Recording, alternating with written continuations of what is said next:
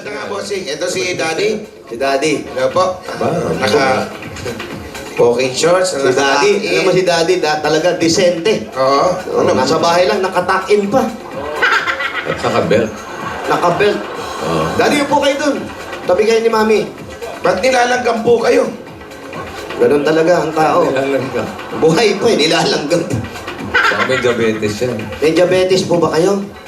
Meron no. Uy, kaya nga. Dad, Nilalanggam eh. Dad, how are you? Abisan din. Huh? I'm fine. You're fine. Huh? Yes. You're good, huh? May nakalagay po sa labas, engineer. Sino po yung mga engineer? Ako po yung una, yung senior, Opo. First engineer. civil engineer, retired employee ng City of Manila. Tapos yung engineer namang isa, yung anak namin. Yung civil. Ako yung civil. Yung isa? anak ko, mechanical engineer. Mechanical. Mechanical. Where's he? Nasa Canada po. Yung maganda. Yun naman yung panganay namin. Yung doktor, yung doktor. Yung doktor nandito sa atin sa Pilipinas, siya dito sa ibang bansa, pinadadala ng gobyerno kung saan may seminar. Gera, pinadadala. Sa seminar po. Seminar. Bibigyan ng seminar sa mga doktor sa iba-ibang bansa. Ayun. Ngayon, What kind of doctor? endocrinology. Endocrinology. Ano yun? Hindi ko alam nocology. Tanong mo sa kanya. Ano po yung endocrinology? At tungkol po sa diabetes, sa mga hormones, mga organs, gano'n. At saka, Ano po ang tawag? endocrinology. Endocrinology. Endocrinology. Tito Jim, pakibag ka ulit. Basta kayo na lang kumausap. Tuplado. Nasabi na pinauulit yung pa. Hindi nga. Malino na na. Hindi nga namin mabanggit. Dalawang beses na naulit eh. Ano po, doktor ng Oo, tanong niyo siya. Indo. Yeah. Endocrinology. Oh, Indo. Chronology. Chronology. Ikaw? Indo, no. Dono. Sabi ko na, siya na lang ang tanungin niyo eh. Indo. So, ginagamot kayo ng anak nyo? Opo. Katunayan po, itong nakaraan December lang, nagkaroon ako ng skin infection. Ito, kanya namabagapin pa ako. O sige po, upo na. Okay lang po. Okay na po. Ayan. Maga. So, anong ginawa dyan? Na-combine ako ng 14 days sa PGH. Ayun. Sa tulong naman, marami naman doktor na magagaling dyan sa atin. Oo. Kanya nga kagad, nakasalba yung aking ambis na putulin. Eto buo yung pa ako sa tulong-tulong ng mga doktor natin sa PGH. Ganda. Opo, mahusay po talaga sila. Ganda. Nay. Opo. Pwede bang tanggalin yung sombrero nyo? Baka nainitan kayo. Oo. Oh, ang ganda naman pala na. eh. Nakita may headband ka pa, oh. Magkano po ang pakilay? Babs, ba't naman magpapakailay ka? May lakad ka ba? Gano'ng katagal na silang mag-asawa? Gano'ng katagal na po kayo mag-asawa? 40 years yata na, no? 40. Si nanay talaga walang natatandaan. Eh. 40 years. Pati trabaho nyo, nakakalimutan na ni mami. Ang daming problema. Yan. Ang gusto natin pinag-usapan. Yung mga problema. Yan, oh. Alam kami, Nay, kami salang kami sa lahat ng problema. Ano yung una natin problema? Ang una kong problema, nagkaroon nga ako ng adopted na babae. Oh. Pero, nalulong sa droga. Oh. Nalulong saan po? Para si Dodo. Droga. Parang si Dodong. Nalulong sa droga, nakapag-asawa ng hindi niya alam kung ano itsura. Grabe kayo kay Dodo. Kamusta naman po siya ngayon? Itong bandang huli kasi, hindi ko na inintindi. Nasaan po Ano siya? lalaki, babae? Babae, bossing. Babae, bossing. Babae, ilang taon na? Ilang taon na po yun? May 39 na siguro. Nako! Ba't din yun pa-rehab? Opo, rehab. Tulad ni Dodong. Hindi nyo Ano mga 5 years ang rehabilitation. Nandito sa amin ngayon, kami nagpapatuloy, pinaparal namin kahit na paano, ay tataguyod nga namin. Pero ito muli, nag-graduate yung panganay ng 4th year sa gusto mag-aral. Nakuha naman sa ina, ang gawa nitong ina, pinipigilang mag-aral. Ang sabi niya, hindi raw namin papag-aralin yata. Pero pinakuha ko ng entrance exam. Yan po yung babae. Opo, yung, Yan po yung nagdodroga, hindi. Ay, hindi po. Yung anak po na nang nagdodroga, yung panganay. Ah, may anak na siya. Apat anak. Sige, apat po yung buo. Yung bossing, yung kanyang ampo nila, yung adopted nila, na 30 plus years old, may 4 na anak. Oh. Ngayon, pinag-aaral nila yung mga apo, pero pinatigil ngayon ng ina na huwag nyo nang pag-aralin yung mga apo. Bakit? Nagdodroga nga. Yung nanay. Hindi, yung mga bata. Hindi ba nanay? Hindi. Ah? Ano ba? Nanay Ay, nga. mga nanay. Nanay nga, nanay, bossing. Ano ba? Ang gulo natin, ano? Opo. Pinatigil na sa pag-aaral. Yung nanay, Oh, yung mga anak niya, yung mga anak. Pero, hindi namin pinayagan. Kung anong, itong isa, itong pangalawa sa bunso, Princess Halika. Princess. Princess. Kaya pala wala si Raisa May, nandito pala. Ina na po, ina na po. Princess. Nung bago, 4 tong apat anak na niya. nalalaga namin yung apat. Ayan, yan. Ayan kayo. Ako, mga bata. Bata pa ito. Yan, si Nico. Nasaan isa? Ito yung 4th year na graduate. Dito ka, iha. Oo, puro Ingat lang babae. kayo, may langgaman yung Prince higa ng Prince. lolo. Oh, eto, sino naman to? Sino naman to? Yung bunso namin, anong apo sa kanya. Anak din, anak din. Kanya, apat ang siya. lalaki na nila, ano? Oo. Saan yung tatay nila? Napunta rito eh. Yung tatay nila saan? Asan ang tatay nito, Ang tay? tatay nila asan? Iwaiwalay pong kanyan. Itong dalawa, isang ama. Yung, Ito. oh, ito, may ama. Ito naman ang unang napangasawa yung ama. Pero isa lang po. Iba-iba ang ina. tatay. Yun. Magkakapatid sa ina. Yun. Pero ikaw naman, inaalagaan mo naman yung mga kapatid mo kahit hindi mo sila kapatid sa ama. Talaga po sila na yung mga kapatid ko. Sila na po yung priority ko ngayon. Pati po yung grandparents ko. Yung bait na bata nito. Ilan taon na siya? Ilang taong ka na? 18 po. Yung 18 na, dalaga.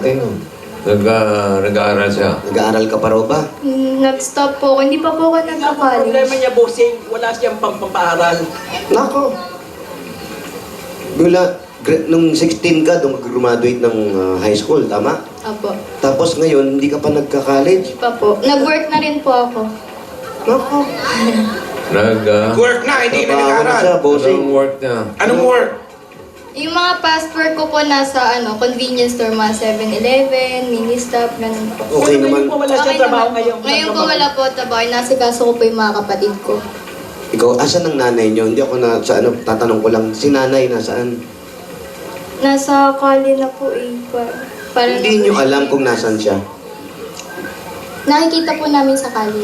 Dito lang. Nagkakaserye na rin. Ayan, nakasama tuloy natin. Kalye Kaya Serye. serye. Hindi nila alam kung nasaan. Hindi mo, pero dito, Naging palaboy na.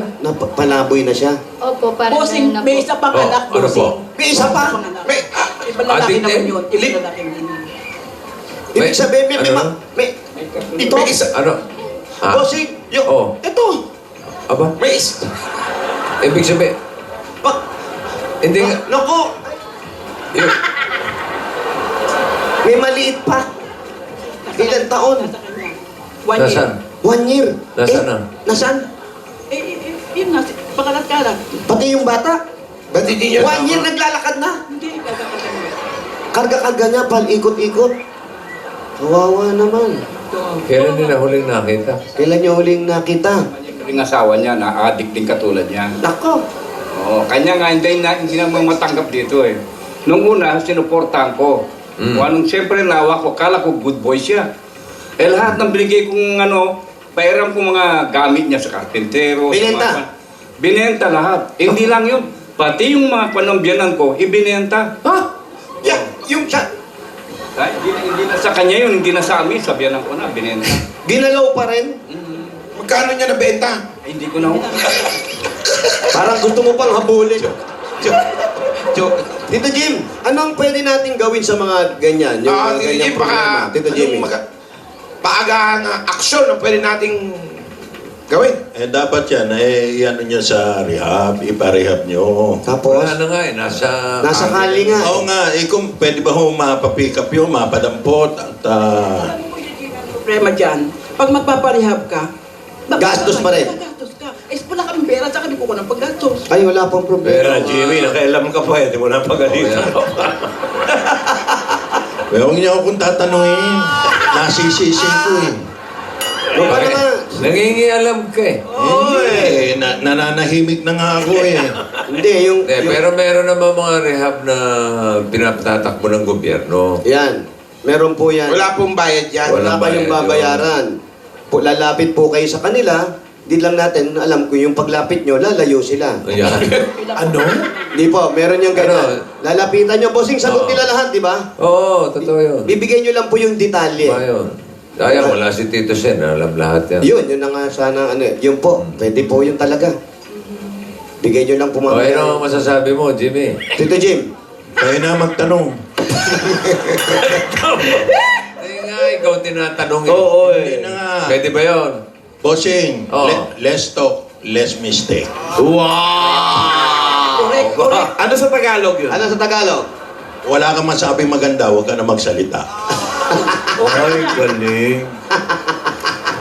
Kaya pala bihira ka magsalita, ano? O, siyempre, Walang may magandang iwas ako. sinasabi. May iwas sabi. Mahal mo. Kailangan naman yun talagang makinig ka na lang Oo. at wala ka namang maisasuggest na maganda, tumahimik ka na lang. Taga-abot na lang ako ng mic. Ano ang gusto mo sabihin sa kanila? Ha?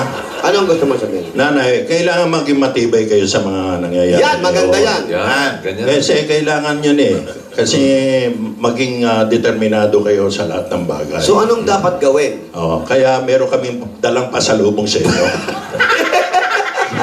Akala ko doon tuloy-tuloy mo yung pamimigay na tayo eh. Tayo nag-uusap eh. Ganda Paano mo, ng- hindi ba kumakain yung mga bata? Nakanga na yung mga bata nakikinig sa payo mo eh. Hindi nga unahin mo una natin yung pagkain ng mga bata. Naiiyak na nga si Pasalubong. tatay oh. Ang ganda na eh. Ando na eh. Naiiyak na si daddy. Hindi mo, Parating na eh. Hindi mo, daliri na nga nakasubo. Hindi nga ganun talaga. O sige, nasabi na rin lang po ni Tito Jimmy. Mamaya natin pag-usapan. Oo. Para magsalo-salo na po tayo. May dala kami mga pasalubong sa inyo at meron kayong 10,000 pieces galing sa Coca-Cola!